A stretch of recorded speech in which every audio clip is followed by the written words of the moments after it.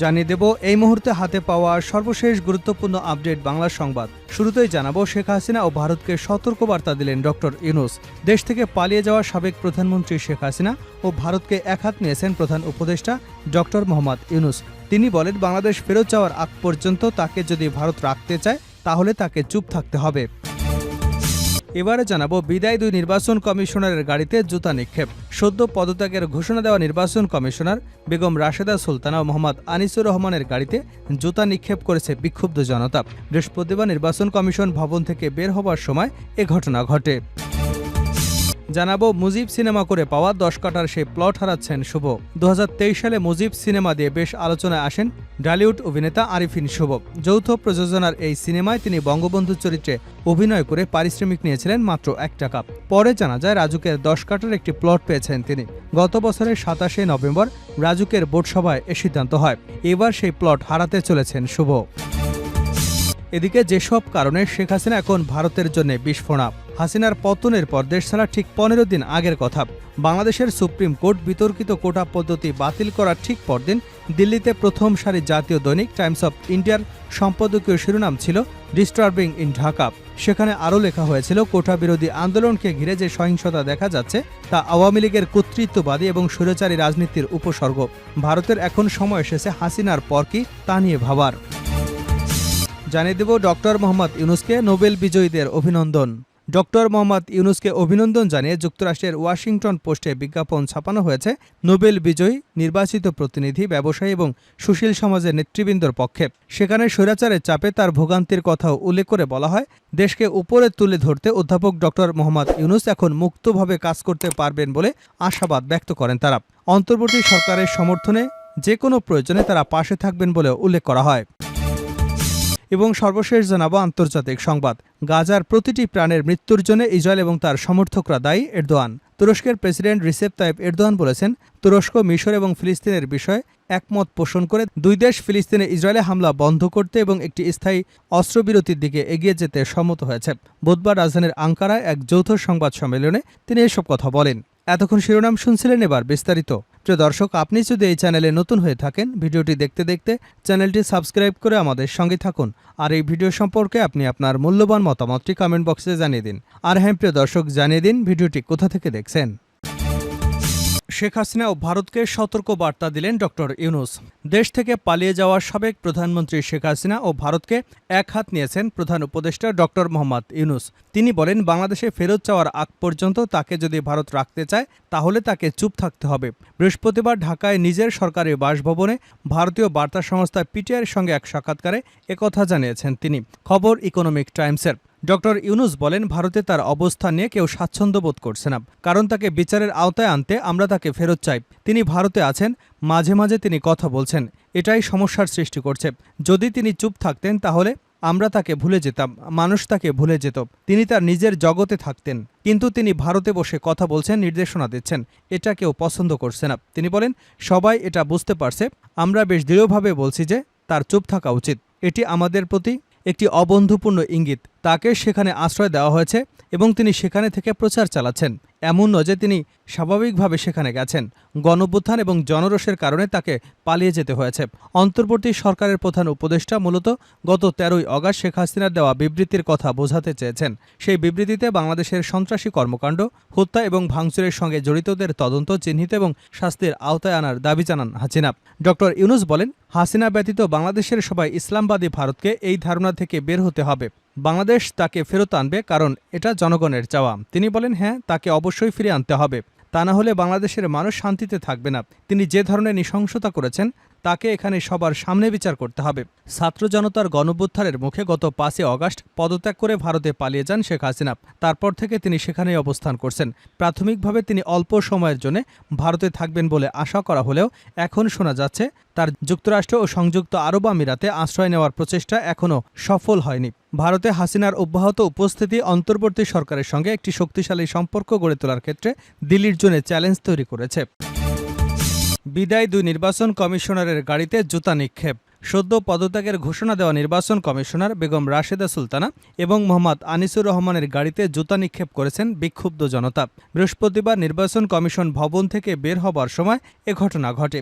দুপুর 12টায় সাংবাদিকদের সঙ্গে সৌজন্য বিনিময় অনুষ্ঠানে পদত্যাগের ঘোষণা দেন প্রধান নির্বাচন কমিশনার কাজী হাবিবুল আউয়াল। তার সঙ্গে নির্বাচন কমিশনার মোহাম্মদ আহসান হাবিব খান, মোহাম্মদ আলমগীর উপস্থিত ছিলেন। তবে বেগম রাশেদা সুলতানা এবং মোহাম্মদ আনিসুর রহমান উপস্থিত ছিলেন না। পদত্যাগ করে সবার আগেই ইসি ভবন ছেড়ে বের হয়ে যান কাজী হাবিবুল আউয়াল। একই সঙ্গে বের হয়ে যান মোহাম্মদ আহসান হাবিব খান ও মোহাম্মদ আলমগীর। তবে চুপিসারে ইসি ভবন ছেড়ে যাওয়ার সময় বিক্ষুব্ধ জনতার সামনে পড়েন রাশিদা সুলতানা ও আনিসুর রহমান। এ সময় বিক্ষুব্ধ জনতা দুজনের গাড়িতে জুতা নিক্ষেপ করে। জানা গেছে, গত নির্বাচনে সব দলের অংশগ্রহণের পক্ষে ছিলেন প্রধান নির্বাচন কমিশনার, কিন্তু প্রধানমন্ত্রীর কার্যালয়ের সঙ্গে সবসময় যোগাযোগ রেখে এক প্রকার গায়ের জোরে নির্বাচন করান আনিসুর রহমান ও রাশেদা। একদলীয় দ্বাদশ জাতীয় সংসদ নির্বাচনে 299 আসনের মধ্যে আওয়ামী লীগ 223, স্বতন্ত্র 56, জাতীয় পার্টি 11, জাসদ ওয়ার্কার্স পার্টি ও কল্যাণ পার্টি একটি করে আসনে জয়ী হয়। এই নির্বাচন মূলত এক দলের মধ্যে হয়েছিল। মুজিব সিনেমা করে পাওয়া 10 কাঠার সেই প্লট হারাচ্ছেন শুভ। 2023 সালে মুজিব সিনেমা দিয়ে বেশ আলোচনায় আসেন ঢালিউড অভিনেতা আরিফিন শুভ। যৌথ প্রযোজনার এই সিনেমায় তিনি বঙ্গবন্ধুর চরিত্রে অভিনয় করে পারিশ্রমিক নিয়েছিলেন মাত্র 1 টাকা। পরে জানা যায়, রাজুকের 10 কাঠার একটি প্লট পেয়েছেন তিনি। গত বছরের 27শে নভেম্বর রাজুকের বোর্ড সভায় এ সিদ্ধান্ত হয়। এবার সেই প্লট হারাতে চলেছেন শুভ। হাসিনা সরকারের বিভিন্ন সময় সংরক্ষিত কোটায় বরাদ্দ দেওয়া প্লট বাতিলের উদ্যোগ নিয়েছে অন্তর্বর্তীকালীন সরকার। এরই অংশ হিসেবে আরিফিন শুভকে সংরক্ষিত কোটায় বরাদ্দ দেওয়া রাজুকের প্লটটি বাতিলের সিদ্ধান্ত নিয়েছে। আরিফিন শুভর সঙ্গে সিনেমাটির প্রযোজক লিটন হায়দারের প্লটও বাতিল হচ্ছে। আরিফিন শুভর প্লট বাতিলের বিষয়টি নিশ্চিত করে গতকাল রাজুকের চেয়ারম্যান মেজর জেনারেল অবসরপ্রাপ্ত মোহাম্মদ সিদ্দিকুর রহমান গণমাধ্যমকে জানিয়েছেন, মন্ত্রণালয়ের নির্দেশে আমরা তালিকা প্রণয়নের কাজ শুরু করেছি। তবে কি পরিমাণ প্লট বাতিল হবে তা এখনই বলা যাচ্ছে না। মূলত যেগুলো রেজিস্ট্রেশন হয়নি এমন শতাধিক প্লটের তালিকা তৈরি করা হয়েছে, যা বোর্ড সভায় উপস্থাপন করে বরাদ্দ বাতিল করা হবে। রাজুকের পূর্বাচল নতুন শহর প্রকল্প থেকে শুভকে 10 কাঠার আর প্রযোজক লিটন হায়দারকে 3 কাঠার আয়তনের একটি প্লট গত বছরের 27শে নভেম্বর রাজুকের বোর্ড সভায় বরাদ্দ দেওয়ার সিদ্ধান্ত হয়। এরপর প্লটের বিপরীতে শুভ সরকার নির্ধারিত টাকা জমা দিয়ে একটি চুক্তিপত্র গ্রহণ করেন, কিন্তু সময় স্বল্পতায় তিনি এই প্লটের রেজিস্ট্রেশন বা নিবন্ধন করে নিতে পারেননি। এরই মধ্যে গত 5 আগস্ট আওয়ামী লীগ সরকার ক্ষমতাচ্যুত হবার পর শুভর প্লট সহ রাজনৈতিক বিবেচনায় বরাদ্দ দেওয়া প্লটগুলো নিয়ে নানা হিসাব নিকাশ শুরু হয়।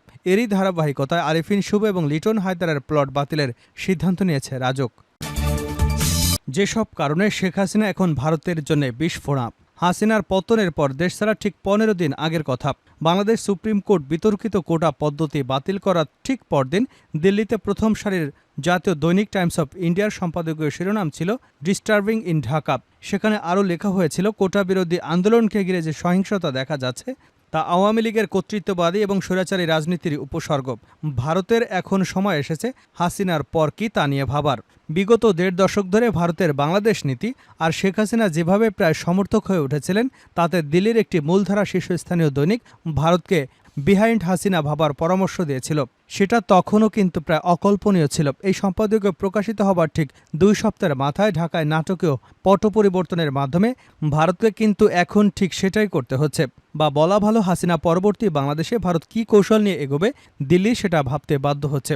শেখ হাসিনা চিরকাল ঢাকায় ক্ষমতায় থাকবে না, এটা জানা থাকলেও সেই দিন যে এত তাড়াতাড়ি আসবে ভারত সেটা কখনো ভাবেনি। টাইমস অফ ইন্ডিয়ার ওই সম্পাদকীয় থেকে আরও কিছুটা অংশ উদ্ধৃত করা যাক। আজকের বাংলাদেশ আসলে গণতন্ত্রের মৌলিক চেক বক্সগুলোকে ঠিক করতে ব্যর্থ হয়েছে, যেগুলো হলো একটি কার্যকরী বিরোধী পক্ষ, সুষ্ঠু অবাধ নির্বাচন এবং নিরপেক্ষ ও স্বাধীন বিচার বিভাগ। আওয়ামী লীগের বিরুদ্ধে ক্রমবর্ধমান জনরোষ ভারতের জন্য একটি নিরাপত্তাগত দ্বিধা বা সংকট তৈরি করেছে। আওয়ামী লীগ ক্ষমতা থেকে অপসারিত হলে তার জায়গায় একটি পাকিস্তান সমর্থিত সরকার আসুক, ভারত আর যাই হোক এটা কখনই মেনে নিতে চাইবে না। ফলে তাদের এখন দিশা পাল্টাতে হবে।